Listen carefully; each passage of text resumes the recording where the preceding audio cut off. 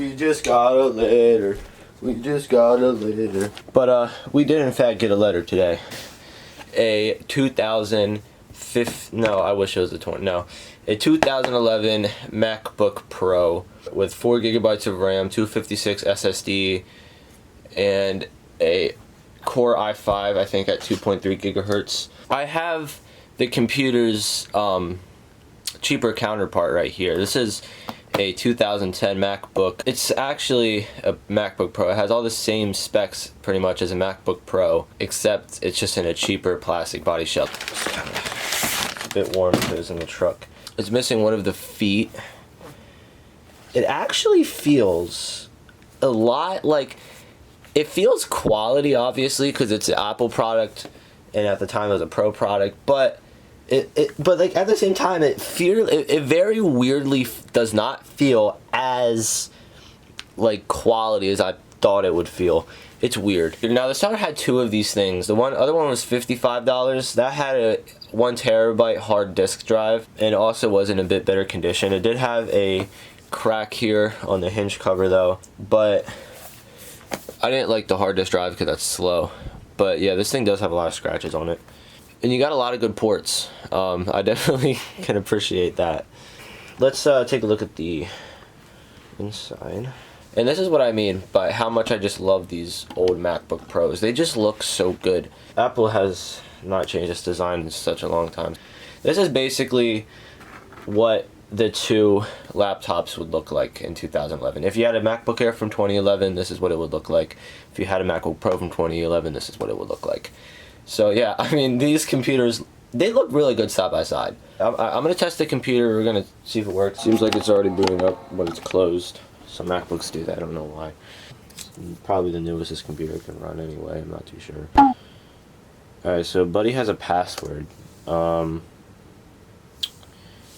This happened before with other computers I bought. I think the password is just user. Nope.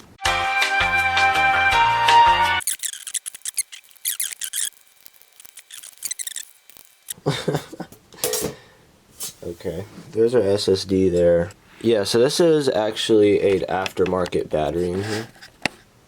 That is definitely not a genuine battery. So I do kind of want to be careful with that because a lot of these aftermarket batteries that get put inside these generation of MacBook Pros are very prone to swelling. So I'm going to be careful of that. Also, since we're in here, I'm going to add a RAM upgrade from 4 gigabytes to 8 gigabytes because 4 gigabytes, I don't even know how that's inside of this computer, honestly. I'm going to open up, I'm going to just lift the fan up here a little bit just to see if there's any dust underneath.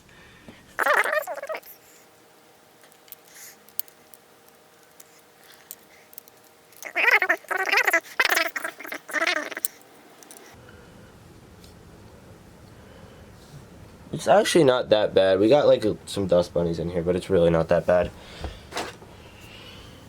You gotta still be careful with these cables here because I just don't want to mess those up. Yeah, this is not bad at all. This is really good actually. Yeah, so we're just gonna make sure that the fan still works though. I mean, I'm 95%. I'm like 99.8% sure the fan still works because I don't know how I would break it. I just want to make sure. There it is. Spin. It's really hard to get off these ones here. There we go. Really? No.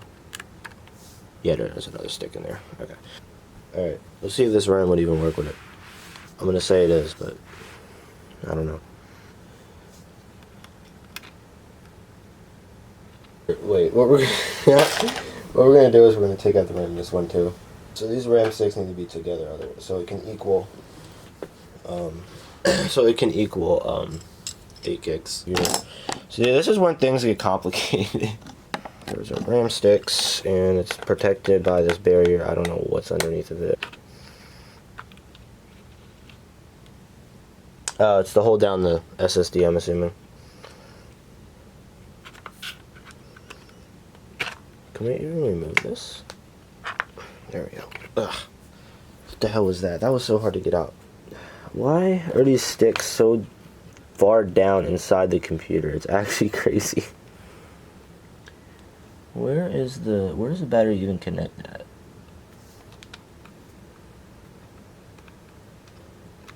Just like that. Okay. Just kind of remove the battery as of right now. Put that here. And get out our RAM stick.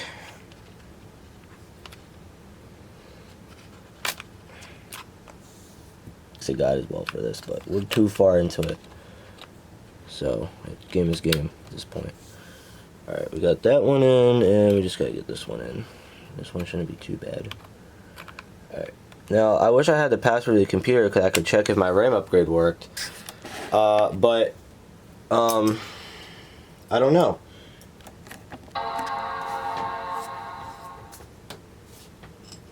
So far, so good. I think the 8 gigs worked. So, it's not the first time this happened. Another MacBook that I had, that was also, I believe, password locked as well, and I had to ask the owner what the password was, and he's like, oh, yeah, sorry about that. You know, I'm gonna go ahead and assume right there that my 8 gigabyte upgrade worked. I don't know what the password is. I wish I knew. The guy will get back to me, you know, and it is what it is. Okay guys, so I just remembered that I could just reinstall macOS. So that's basically what I'm doing. I'm literally just going to reinstall macOS High Sierra. Recovery server cannot be contacted. Never mind. I guess we're not. What we're going to do, I don't know if this is a really good idea, but we're going to go into disk utility here. And we're going to erase it and then erase it. Because it might just be whatever's on here anyway.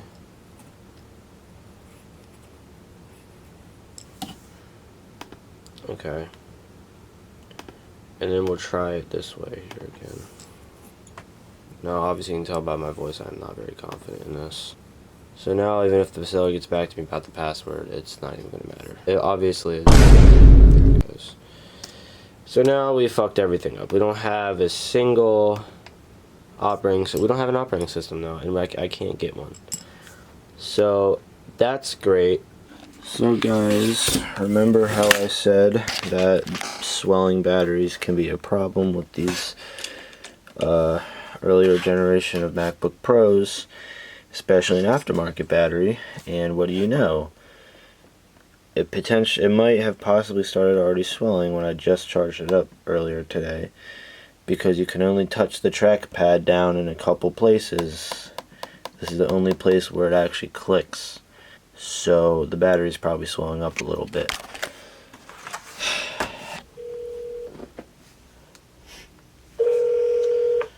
Welcome to Create a bootable installer. Yep, create a bootable installer. So this has the step-by-step instructions on how to create that bootable installer. Okay guys, so we are back here with the 2011 MacBook Pro. And I got myself the thumb drive here. It was about $8 off of Amazon.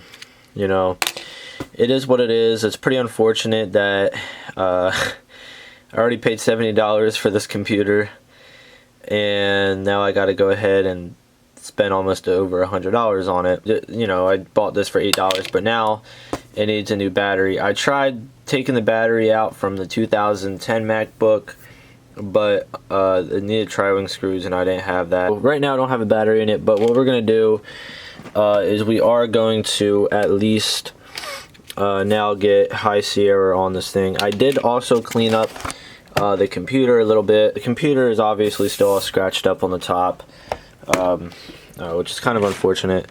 Yeah, so let's get High Sierra on the MacBook Pro now, so hopefully that goes well. Alright guys, I'm not too sure how this really works here. I don't know if I'm just downloading an update, but I guess we'll find out here.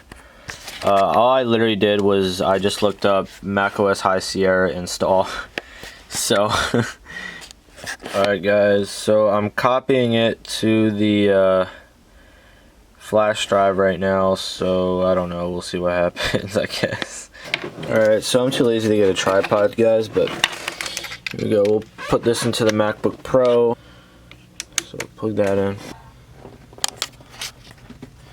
Okay, that makes sense. Hold on. So yeah, we're gonna go ahead and do Command R here.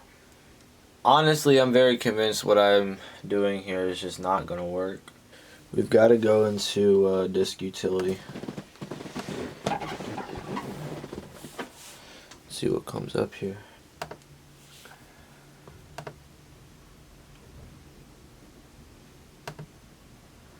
No, to be honest, guys, I don't really know what I'm doing. Alright, so we have this here. It does not show anything. Okay, guys, so I'm here editing the video right now, and I just want to make this long story short with this thing. I ended up returning it because it was just too much trouble and I could not figure it out for the life of me. Apple support just gave me that article. They would not help me out with it at all. So I just said, screw it, wasted $70. So didn't even end up giving me the password anyway. Would have never gotten it, so I just returned the damn thing. So this is the fourth time I'm calling Apple this week. This is ridiculous. They're probably like, what's going on with this kid? So a little bit about that later. Return to the MacBook Pro. But this thing now, all of a sudden, has developed a problem where the fans won't stop running at max RPM. So you have it closed, it just won't stop. So I'm thinking one of the sensors are bad or something because the fans won't stop running at the highest RPM. So great. Okay, so I'm just going to do a voiceover here because I'm not really putting in text. So basically, we troubleshooted everything that Apple told me to troubleshoot, and there was no solution. The problem kept happening. So Apple said, oh, well, you got to take it in for service for $300 to diagnose it and look at it. So I was like, oh, okay, yeah, that's great. So then I was like, all right, well, I'm not paying $300 because that's more than the computer is even worth. So I went ahead and I took it apart, and this is basically what I did. But if we go with replacing the part inside of the hardware on the logic board, then the cost will be around $250 to $300. Ow. $300, guys. Alright, so we have the MacBook Pro. I'm returning that thing, and for obvious reasons. Yeah, so the MacBook Pro is no longer in the question, so I was like, oh, well, you know, I was thinking like, alright, well, this is not it's not going to be an interesting YouTube video anymore. It's my main laptop, my MacBook Air, guys. You gotta be fucking, this has to be a joke. Basically, just as I thought this video was going to be scrapped and, you know, there wouldn't be no point in uploading it because I'm returning the MacBook Pro. No, we took so many computers apart already to the point where this is what the video can be about. It's just taking computers apart and actually having a purpose of fixing it. Whatever. So we got my 2015 MacBook Air, 8 gigabytes of RAM, I think. Intel Core i5 at 1.6 gigahertz, which is really bad. But it gets the job done barely. So, what we got? Fan issue. Just got off the phone with Apple Support, as you guys saw. So, it's a problem. So, yeah. Let's fix this thing, guys.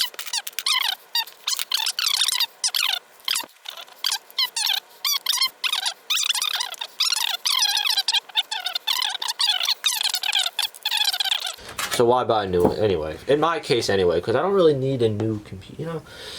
But anyway, so what we're gonna do is we're just gonna undo the fan and then we're gonna put it back in again. Yo, low-key though, sometimes that works. Literally, dude, sometimes if you just undo things and then plug them back in again or something. Maybe the connector got loose or something over time. I don't know. I mean, it's definitely probably still loose. Oh, wait. I forgot to plug something in. Wait. Bruh, where was this? I think it was over here or something. No. Where was that? Yo, hold on.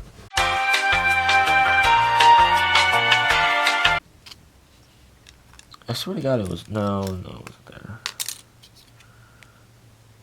Do we need this? Oh no, it's going up. Wait. Wait. Guys, it's being good. It's being good.